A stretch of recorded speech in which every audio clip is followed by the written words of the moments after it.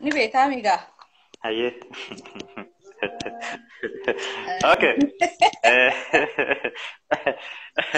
Eh, hundi keessan oggota kana dhaggeeffadhaa. Bakka ani gaa onneen kanaa yoo itti guddatte mitoo sukkara qabsiisti. Onnee dila kana erguun barbaada. Ni gaggawa. Ni gaggawa. Galatoomaan jettuun koo uummata onnee dila sana ergu jiru kanaan.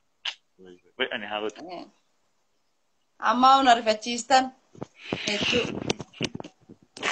Okay. Hundi keessan obboleeyyan kiyya qaalii kabajamoo akkasumas uummataan akkaan jaaladhu hedduu takka galatoomaa.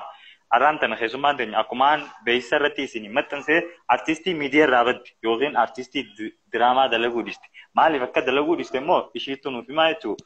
Soo saniifuu ishii tanaa yeroo duraatiif ishii haniida nyaattuun beekaa. Haniida nyaatteeti.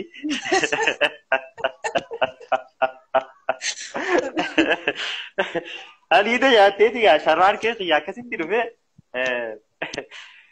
dhiisee deemee jechuun haniida ajajee fi sanboota akkasitti san hunda abshir irraa nu dubbatti yoo danda'ame immoo ni daleessisna. Irraa hanga xumura sagantaa keenyatti akka nu waliin turtan abdiin qabaa. Gaafii keessan immoo bikka mallattoo gaafii sanitti bikkuma barattan sanitti akka ergitan kabajaan isin gaafadhaa. Okay.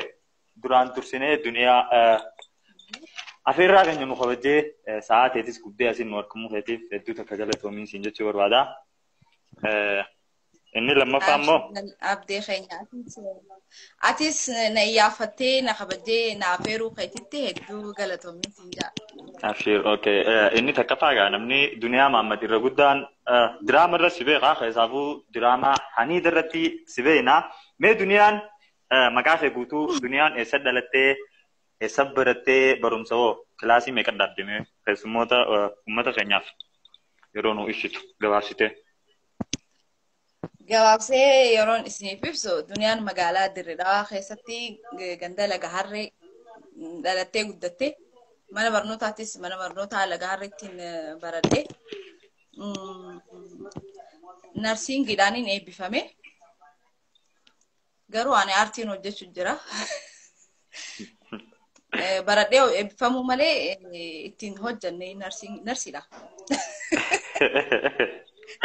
Okay, duniyaa kabaratte narsiidha garuu ishiin hojjettu aartiidha.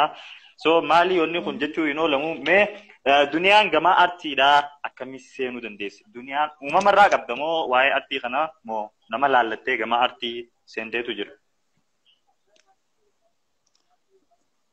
Uumamarraa jechuun ni danda'ama garuu ijoollummaadhaan eegalee